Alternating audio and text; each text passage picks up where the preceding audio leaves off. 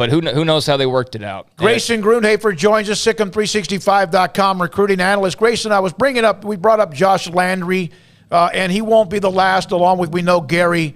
Where is Baylor's overall scholarship count with those who have left for the NFL or leave for pro football, those who just ran out of eligibility, and also now with the transfer portal of at least we know 2 and probably more coming?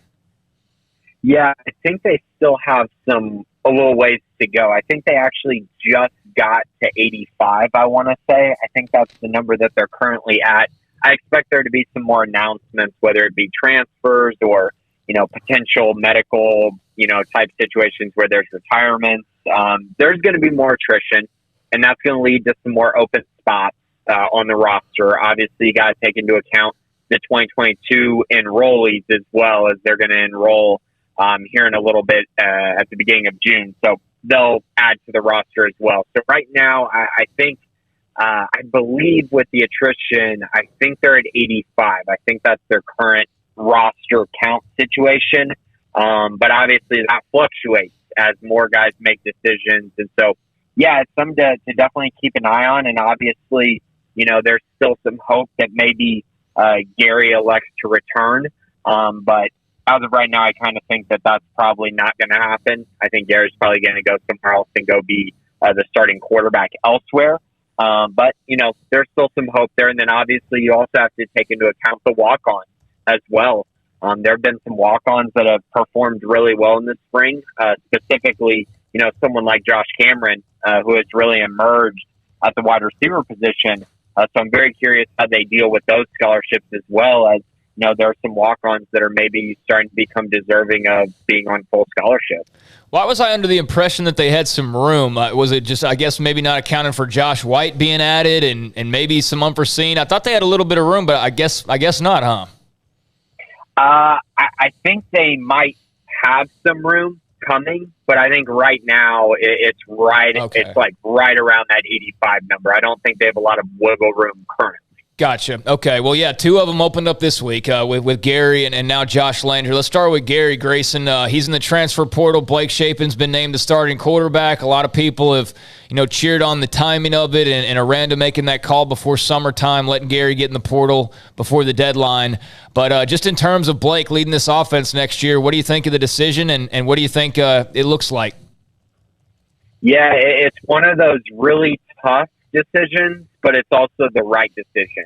And I think that, as spring started and things like that, we saw Gary, play really well. And that was kind of the reports, was that, Gary's playing really well. He's got the leadership and all of those intangibles. And it's kind of interesting. It reminds me so much of last year, and then it also doesn't. But the reasons that it does is just because last year, Jacob Zeno started off so well in spring camp, and then as spring progressed, it just completely started to lean towards Gary's direction. And then obviously in the spring game, Gary performed really well. Well, this was a similar situation in that Gary was the leader throughout, but I think that maybe Shapen was probably really coming on as of late, and then obviously the spring game, he was phenomenal. I mean, I think that if you go watch that performance, it's very hard to say that anyone should be starting over him. I mean, he just played so well, so in control. Seems like his knowledge of the playbook has just completely expanded. And I think if you go look at kind of Jeff Grimes' track record, and the guys that he's coached, and obviously the most, or the easiest comparison is Zach Wilson.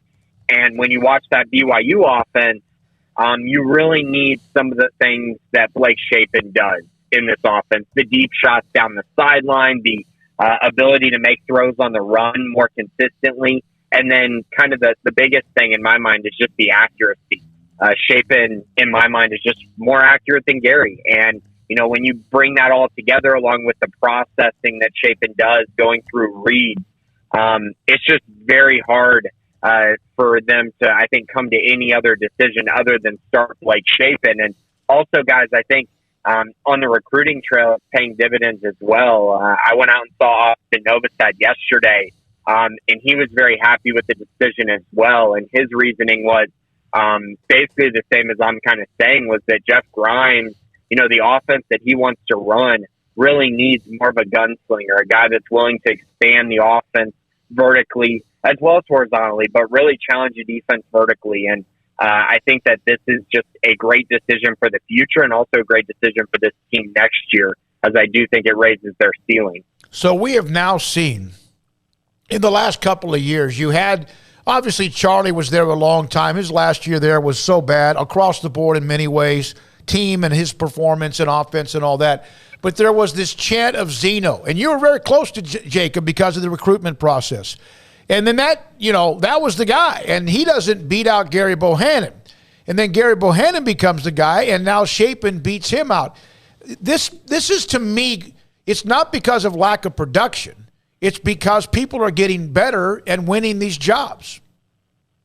Yeah, no, you're exactly right. I mean, you can't stand still, right? And the funniest thing is I think that we, or at least myself, and I think others included, really thought Jacob was going to win the job because of his arm and the ability to expand the field, but he couldn't do it to the level that Chapin is doing it. But it's kind of that similar situation, right, where it's like Gary's the better runner, the better athlete. We all knew that, but he was able to beat out Jacob with the leadership and the intangibles and just being in control of the offense.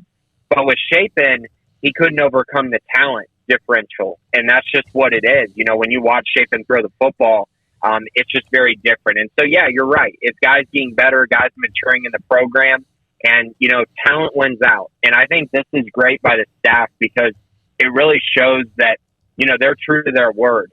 If you come in and you beat someone out, you're going to be the guy. This is not a standstill process. It's about getting better, playing the best guys, and going out and winning football games. And they've proven that they're going to stand by that. All right, so you mentioned there might be more attrition. I know your ears to the ground. That's normal. The transfer portal is Sunday. I mean, like the day is coming up. Anybody that you think might enter the transfer portal that might be more than just because they're stuck behind too many people? No, I'm not going to put out too much speculation. I do think that, the main thing is I think that there's probably, or potentially I would say, retirement. Transfers, I think it's natural that there might be some transfer attrition, especially with the date coming up so quickly, like you mentioned. But I think it's natural to have some, but I don't think it'll be a lot. And the reason for that is because guys like being at Baylor. That's been a consistent theme, is that guys just like being here and like being a part of the program. And so I think if there is attrition, it's probably going to be more so to the part that you're talking about, lack of playing time. All right, Grayson, before we let you go real quick, we talked about Gary. Your thoughts on Josh Landry? We just had a texter, that pointed out very observantly that he was a rule guy, different system that he was recruited into. Is that what it kind of boils down to you as well with Josh Landry? Your thoughts on his transfer? I think it's one of those situations where I like Josh as a player, but I think when Rule took him, it was more so like, he's got proven production, but the ceiling was never extremely high with Josh just because of the size. And so while I know Rule took him, I don't even know if he would have played if Rule, was the head coach, just because, both of these staffs really are trying to get bigger up front, get taller, get guys who are going to be, NFL guys. And I'm not saying Josh can't be, but if you go look at the guys that both of these staffs have recruited, it seems like they're going for bigger, taller type guys, like Gabe Hall, TJ Franklins of the world. So I don't know that it would have made much of a difference, to be honest. And I mean, when Rule was at Baylor, he was trying to get Alfred Collins and Princely Umanmielen, who ended up at, Texas and Florida, respectively. So those guys would have played at Baylor as well, probably over Josh. So I just think it's one of those situations where I don't think it would have mattered who the staff was. And I think it's good for Josh to go out and get some playing time because, frankly, at Baylor, you look at their two deep on the defensive line, they're loaded. I mean, they're one of the best in the entire country. So it can be really hard for anyone to play on this team, on the defensive line with the talent they have.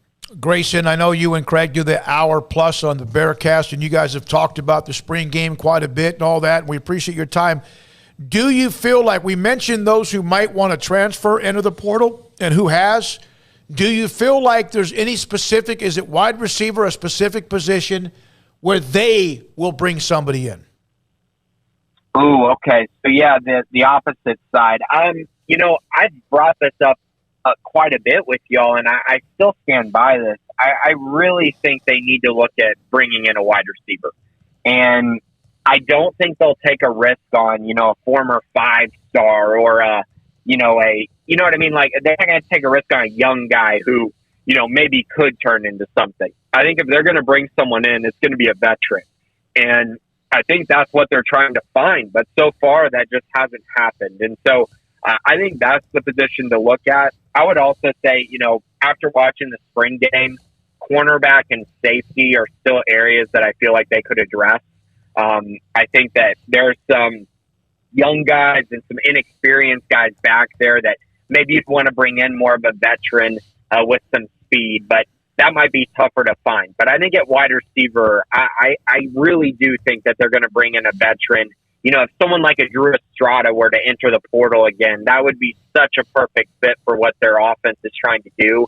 And just getting a veteran leader in that room would really pay dividends because right now they're just so young, unexperienced, and unproven. So I really do think that's a route that they could go, even though, to be honest, they didn't look bad in the spring game. If you watch the spring game, you're like, hey, they had a couple deep balls, a couple nice touchdowns, but I think in those Big 12 games, you're going to want some older guys who are going to make those tough plays, those game-winning type catches that maybe we haven't gotten to see out of these guys. Those really tough catches. You need older guys to make those because young guys, it's really hard at certain points in their career to make those really tough catches consistent.